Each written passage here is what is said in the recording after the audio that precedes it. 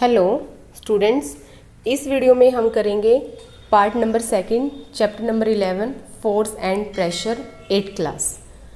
Contact force के बारे में हम पहले वीडियो में कर चुके हैं, फोर्सेस के बारे में एक्सप्लेनेशन कर चुके हैं। यहाँ पे हम बात करेंगे नॉन कॉन्टैक्ट फोर्सेस। इसके बारे में बात करने से पहले आपको कमेंट बॉक्स में लिख के बताना है कि हमने इससे जो पिछली वीडियो में कॉन्टैक्ट फोर्सेस के टाइप्स किए थे वो कौन कौन से टाइप हैं। आपको नाम लिखने हैं उन टाइप्स के। अब हम बात करते हैं यहाँ पे नॉन कॉन्टैक्ट फोर्सेस। देखिए, नॉन कॉन्टैक्ट फोर्सेस वो फोर्सेस होते हैं जिसमें ऑब्जेक्ट एक दूसरे के संपर्क में ना आए, कॉन्टैक्ट में ना आए, फिर भी उनके बीच में फोर्स एक्सर्ट हो। ठीक है, ऑब्जेक्ट कॉन्टैक्ट में नहीं है, एक दूसरे के टच में नहीं है, फिर भी उनके बीच में क्या लग रहा है, फोर्स लग रहा है। उसको हम क्या बोलते हैं, नॉन कॉन्टैक्ट फोर्स। तो नॉन कॉन्टैक्ट फोर्स के टाइप कौन कौन से हैं, मैग्नेटिक फोर्स, ग्रेविटेशनल फोर्स और तीसरा है हमारा यहाँ पे इलेक्ट्रोस्टैटिक फोर्स। तो हम तीनों की ही एक्सप्लेनेशन करेंगे यहाँ पे। सबसे पहले है मैग्नेटिक फोर्स।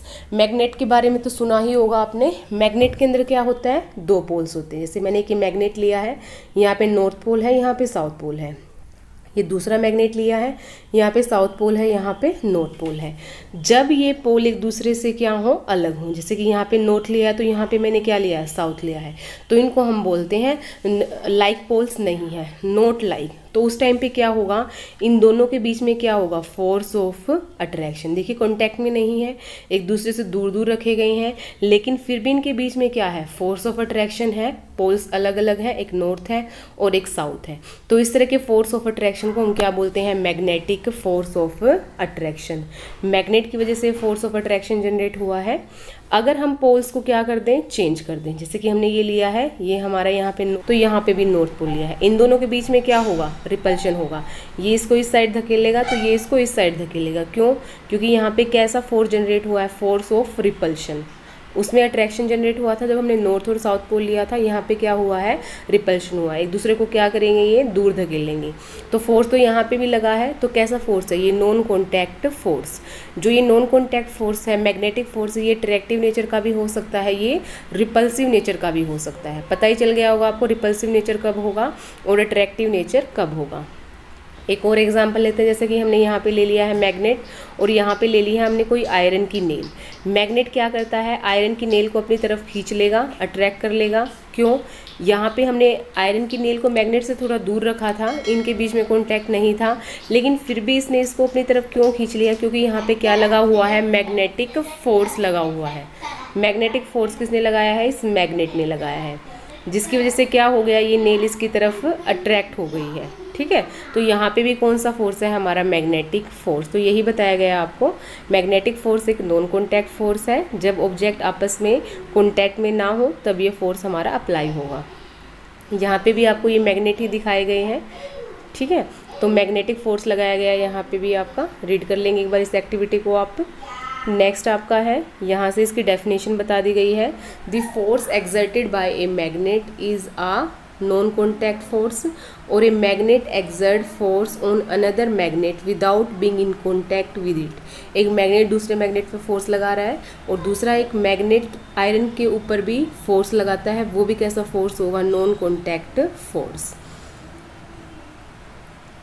नेक्स्ट देखिए, उसके बाद नेक्स्ट है हमारा इलेक्ट्रोस्टैटिक फोर्स। इलेक्ट्रोस्टैटिक फोर्स क्या होगा, इसके लिए आपको क्या है, एक छोटे बचपन में आपने एक्टिविटी भी की होंगी, जैसे कि आपके पास एक स्केल है। स्केल को आपको क्या करना है, बालों के साथ रब करना है, या किसी भी पेपर के साथ रब कर दीजिए या क्लॉथ के साथ रब कर लीजिए। रगड़ने के बाद आपको छोटे छोटे पीसीस कर लेने हैं किसी पेपर के, और उन पीसीस के पास उस रब्ड स्केल को आपको लेके जाना है।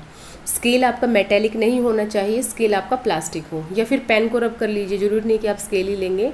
तो जब आप पेन को, चार्ज पेन को जो आपने रब कर चुके हो आप जिसको, उसको अगर आप बीड्स ऑफ पेपर के पास लेके जाते हैं, जैसे मान लीजिए आपका पेन है, इसको आप किसके पास लेके जाते हैं, छोटे छोटे पेपर्स के जो बीड्स हैं हमारे, तो जब आप इसको इसके कांटेक्ट में भी नहीं लेके आएंगे, कुछ दूरी पर ही हो गए हमारे पेन और ये बीड्स ऑफ पेपर, ये क्या होंगे, जैसे ही थोड़ा इससे डिस्टेंस रखी जाएगी, ये इसके ऊपर यहाँ पे आके चिपक जाएंगी।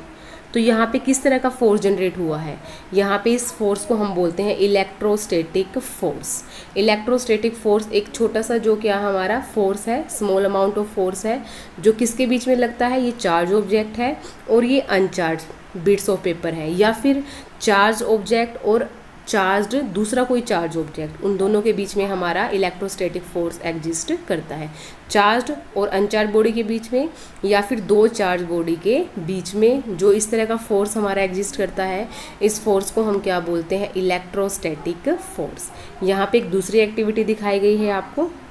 यहाँ पे क्या लिया गया है? एक स्ट्रो ली गई है, ठीक है, स्ट्रो लिया गया, दिख रहा है आपको ये स्ट्रो, और एक दूसरा स्ट्रो ये है। स्ट्रो को क्या किया गया है? रब किया गया है किसी भी ऑब्जेक्ट के साथ। रब करने के बाद उसको टेबल से टाई कर दिया गया है। एक दूसरा स्ट्रो आप इसको पास लेके जा रहे हो तो क्या होगा? हो सकता है ये अट्रैक्ट हो जाए, दूसरा स्ट्रो हो सकता है ये रिपेल भी हो जाए। तो ये किसके ऊपर डिपेंड करेगा? अगर दोनों के बीच में एक स्ट्रो ये है और एक स्ट्रो ये है, दोनों के बीच में अगर चार्ज कैसा है? अपोजिट है, तो रिपेल करेगा। अगर आपने सेम ही ऑब्जेक्ट से इसको रब किया होगा तो क्या करेगा? रिपेल करेगा। अगर अलग अलग ऑब्जेक्ट से आपने इसको रब किया होगा तो क्या करेगा? ये अट्रैक्ट करेगा। तो यहाँ पे जो फोर्स आपका जनरेट हुआ है, यहाँ पे ये किस तरह का फोर्स है? Electrostatic force. डेफिनेशन देखिए यहाँ से, इंपॉर्टेंट है आपका ये force. The force exerted by A charge body on another charge और अनचार्ज बॉडी। ध्यान से, जो फोर्स लगाता है एक चार्ज बॉडी किसके ऊपर? किसी अनचार्ज बॉडी के ऊपर या फिर किसी चार्ज बॉडी के ऊपर, उस फोर्स को हम क्या बोलते हैं? Electrostatic force. ये फोर्स भी तब लगता है जब दो ऑब्जेक्ट कॉन्टैक्ट में ना हो, ठीक है, जब दो ऑब्जेक्ट कॉन्टैक्ट में ना हो। और जो डिटेल में है आप इसके बारे में, इलेक्ट्रोस्टैटिक फोर्स के बारे में चैप्टर 15 के अंदर ही 8 क्लास में ही करेंगे आप। नेक्स्ट है आपका ग्रेविटेशनल फोर्स। ग्रेविटेशनल फोर्स भी क्या है? एक तरह का नॉन कॉन्टैक्ट फोर्स। इसमें भी देखिए क्या होता है, आप किसी भी ऑब्जेक्ट को छोड़ते हैं, जैसे कि आप एक बिल्डिंग पे खड़े हैं, ठीक है, आपने क्या किया? आपके हाथ में एक कॉइन है, आपने कॉइन को क्या किया? उछाला, या फिर आपने उसको नीचे गिराया। आपने उछालने के बाद क्या हुआ? कॉइन कहाँ पे जाएगा? ऊपर तो जाएगा नहीं, कॉइन कहाँ पे आके गिरेगा? ज़मीन पे आके गिरेगा, ग्राउंड पे आके गिरेगा। तो यहाँ पे ज़मीन पे ऐसी क्या चीज़ थी कि उसने कॉइन को अपनी तरफ अट्रैक्ट किया? ऊपर क्यों नहीं गया? या कोई भी आप ऊपर से कोई भी चीज़ें फेंकेंगे तो कहाँ पे आके गिरेगी? वो एक्चुअली नीचे ही आके गिरेंगी आपकी। तो ऐसा कौन सा फोर्स है जो उन चीज़ों को अपनी तरफ अट्रैक्ट कर रहा है? वो है हमारा फोर्स ऑफ ग्रेविटी। जो अर्थ की ग्रेविटी, हम अर्थ के ऊपर रहते हैं, प्लेनेट है हमारा, तो अर्थ क्या करती है? हर एक ऑब्जेक्ट को अपनी तरफ खींचती है। हर ऑब्जेक्ट को क्या करती है? अपनी तरफ खींचती है। जैसे कि कॉइन है, कॉइन को उछालेंगे तो कहाँ आके गिरेगा? ज़मीन पे आके गिरेगा। या फिर पेन है, या कोई भी ऑब्जेक्ट है, हमारे हाथ से कुछ छूट गया तो कहाँ पे आके गिरता है? नीचे ही आके गिरता है। या फिर जो हमारे फ्रूट्स हैं वो पकने के बाद कहाँ पे आके गिरेंगे? नीचे आके गिरेंगे। आप स्लिप कर जाओगे, कहाँ गिरते हो? ज़मीन पे गिरते हो। तो ऐसा कौन सा फोर्स है जो इन चीज़ों को अपनी तरफ खींचता है? अर्थ की ग्रेविटी। फोर्स ऑफ ग्रेविटेशन भी बोलते हैं इसको हम। तो फोर्स ऑफ ग्रेविटेशन में क्या होगा? हर ऑब्जेक्ट किसकी तरफ अट्रैक्ट होगा? एक दूसरे की तरफ और अर्थ की तरफ भी। देखिए, अब जो ग्रेविटेशनल फोर्स है, अर्थ हमारे ऊपर फोर्स नहीं लगाती, हर एक ऑब्जेक्ट एक दूसरे के ऊपर फोर्स लगाते हैं। जैसे कि सन है आपका, सन क्या करता है? सारे प्लैनेट्स के ऊपर फोर्स लगाता है। सारे प्लैनेट्स भी सन की तरफ फोर्स लगाते हैं, वो भी सन को अपनी तरफ खींचते हैं। लेकिन इफेक्ट किसका ज़्यादा है? सन का ज़्यादा है। जैसे कि हम भी अर्थ के ऊपर फोर्स लगा रहे हैं, अर्थ भी हमारे ऊपर फोर्स लगा रही है, लेकिन इफेक्ट किसका ज़्यादा है? अर्थ का ज़्यादा है, इसलिए हम अर्थ की तरफ खिंच जाते हैं, हम स्लीप कर जाते हैं। तो यहाँ पे आपको यही बताया गया है, फोर्स ऑफ ग्रेविटी के बारे में बताया गया है आपको। एक अट्रैक्टिव फोर्स है जो अर्थ लगाती है हर एक ऑब्जेक्ट्स के ऊपर।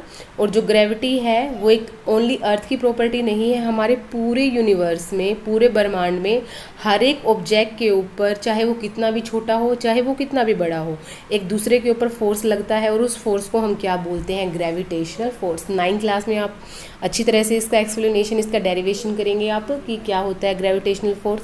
तो आपको ध्यान रखना है, खाली अर्थ के पास ही ग्रेविटेशनल फोर्स नहीं है, हमारे पूरे यूनिवर्स में हर एक छोटे से छोटे, बड़े से बड़े ऑब्जेक्ट के पास गया है ग्रेविटेशनल फोर्स। और कैसा फोर्स है ये? Non contact force.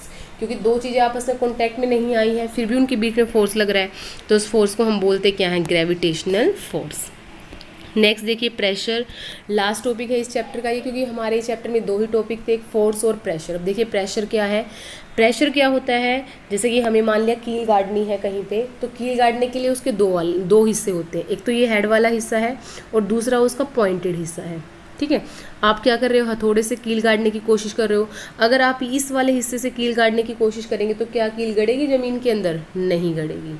अगर आप पॉइंटेड एंड से अगर आप कील को कहीं पे गाड़ रहे हो, ज़मीन में या दीवार में, तो आराम से अंदर चली जाएगी वो ज़मीन के। फोर्स आप दोनों सिचुएशन में सेम ही लगा रहे थे, हथौड़े के थ्रू ही लगा रहे थे आप फोर्स। तो ऐसा क्या हुआ, इस वाले हिस्से से वो अंदर नहीं गई है ज़मीन में या दीवार के अंदर, इस वाले हिस्से से वो ज़मीन के अंदर या दीवार के अंदर क्यों चली गई। जहाँ पे भी आप कील गाड़ रहे हो, वुडन ब्लॉक के अंदर गाड़ रहे हो या कहीं पे भी, इसमें किस चीज़ का डिफरेंस आया। तो देखिए प्रेशर का डिफरेंस आया है। प्रेशर एक्चुअल में होता क्या है, प्रेशर है आपका, pressure equal to force by area. क्या बोला गया आपको, प्रेशर किसके इक्वल है, प्रेशर को हम बोलते हैं दबाव, ठीक है, किसके इक्वल है, फोर्स के इक्वल है और एरिया के इक्वल है। देखिए फोर्स तो हमने नेल पे क्या लगाया था, सेम ही लगाया था, क्योंकि प्रेशर और फोर्स में कैसा रिलेशन है, डायरेक्ट रिलेशन है। फोर्स बढ़ा दिया आपने तो क्या हो गया, फोर्स बढ़ा दिया आपने, प्रेशर बढ़ गया। लेकिन एरिया और प्रेशर का रिलेशन कैसा है, इनवर्स। एरिया बढ़ेगा प्रेशर कम लगेगा, चाहे आप फोर्स इक्वल ही लगा लो, ठीक है। तभी तो हमारा जो हेड वाला हिस्सा था वो नेल का, वो ज़मीन के अंदर नहीं गया। अब आपने पॉइंटेड एंड लिया, एरिया कम हुआ, फोर्स सेम है, प्रेशर क्या हो गया, बढ़ गया। प्रेशर बढ़ा तो प्रेशर की वजह से वो नेल कहाँ जा पाई, अंदर जा पाई। तो इसी तरह से आपको बताया गया है कि आपने 7th क्लास में किया था कि साइक्लोन्स में क्या होता है, प्रेशर ही लगता है। स्टॉर्म्स के अंदर जब तूफान आते हैं तो वो घरों की छतों को भी उड़ा के ले जाते हैं, किसकी वजह से, प्रेशर की वजह से। तो प्रेशर होता किस वजह से है, प्रेशर में डिफरेंस एयर के डिफरेंस की वजह से। हमेशा जो हमारी एयर है वो कहाँ से कहाँ ब्लो करती है, हाई प्रेशर से लो प्रेशर की तरफ, ठीक है।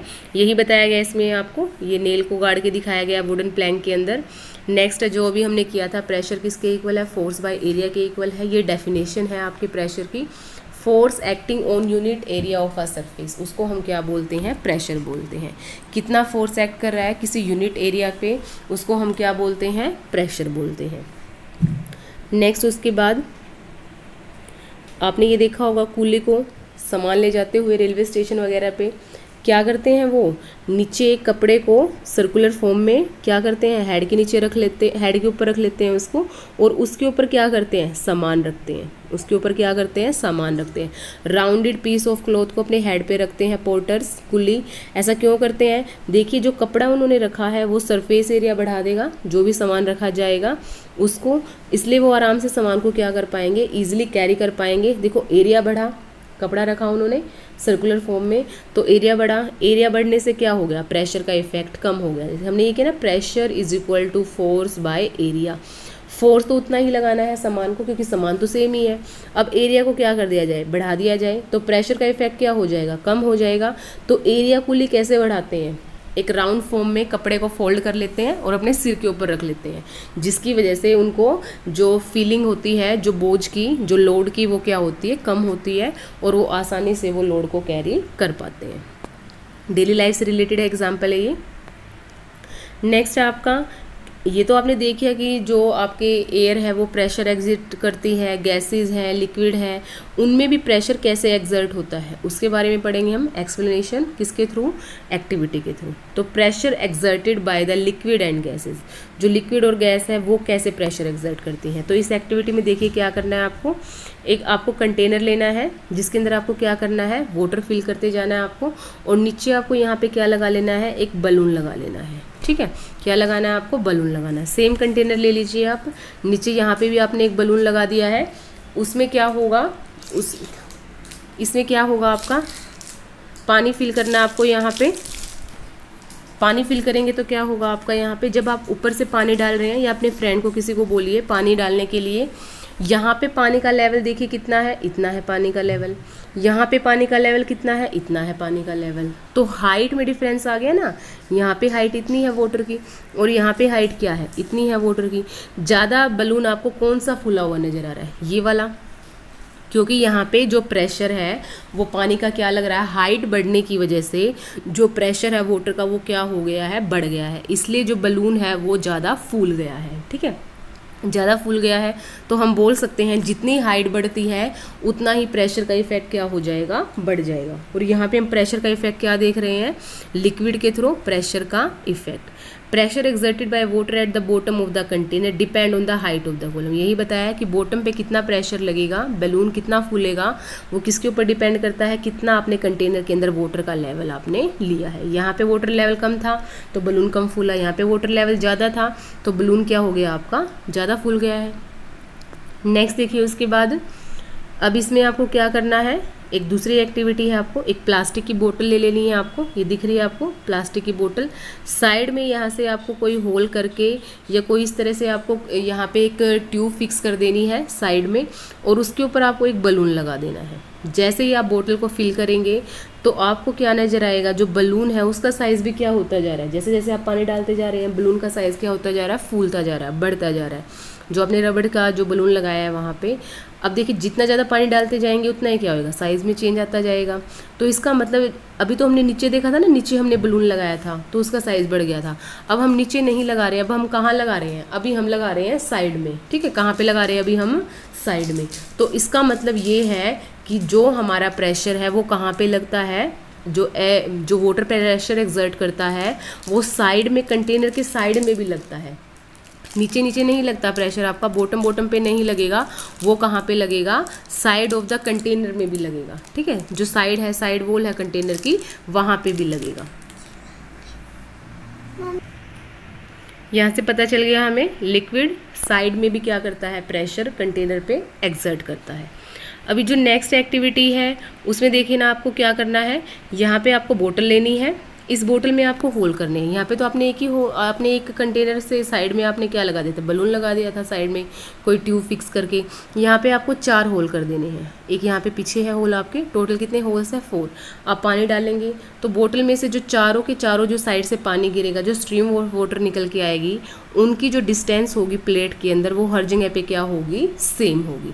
तो इसका मतलब है कि जो वाटर है वो प्रेशर एक्सर्ट कर रहा है। अब एक ही साइड में नहीं, वो पूरे के पूरे चारों बाउंड्री की तरफ पे प्रेशर एक्सर्ट कर रहा है। हम कितने भी होल्स बना ले यहाँ पे, तो हर तरफ क्या होगी, जो स्ट्रीम ऑफ वाटर गिरेगी वो सेम ही हाइट से गिरेगी, सेम प्रेशर के साथ गिरेगी वो। ठीक है, अब उसके बाद नेक्स्ट देखिए क्या है, liquid exert equal pressure at the same depth. Same depth पे जो लिक्विड प्रेशर एक्सर्ट करता है वो क्या होता है, सेम होता है। इस एक्टिविटी के थ्रू आपने समझा है ये। नेक्स्ट है, देखिए इस एक्टिविटी में आपको दूसरा बता देती हूँ। जैसे कि मान लिया अभी हमने एक होल यहाँ किया है, एक होल यहाँ किया, ये होल बंद है आपके, ये बाकी वाले, एक होल यहाँ कर दिया है, एक होल यहाँ कर दिया है, और एक होल यहाँ कर दिया आपने। तो पानी जो गिरेगा यहाँ से गिरेगा, यहाँ से गिरेगा और यहाँ से गिरेगा। तो जो ज़्यादा प्रेशर के साथ गिरेगा वो कहाँ से होगा, नीचे प्रेशर ज़्यादा लगेगा और ऊपर प्रेशर क्या लगेगा, कम लगेगा। तो नीचे वाला जो आपका होल होगा वहाँ से प्रेशर क्या होगा, एक्सर्ट ज़्यादा होगा, क्योंकि ऊपर से जो हाइट है वाटर की वो क्या है, ज़्यादा है। नेक्स्ट देखिए इसके बारे में,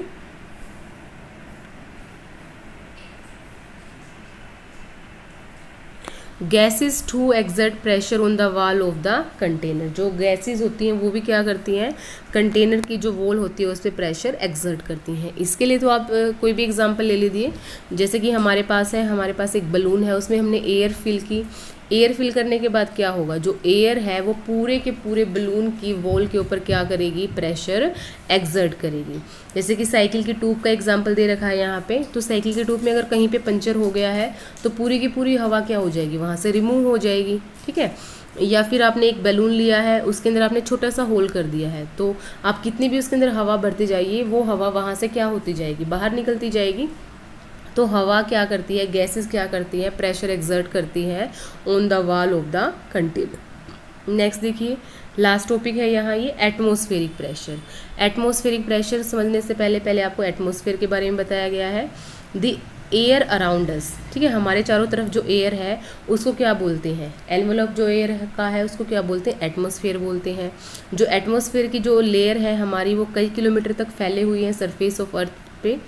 तो इसमें जो एयर है जब वो प्रेशर एक्सर्ट करती है तो उसको हम क्या बोलते हैं, एटमॉस्फेरिक प्रेशर।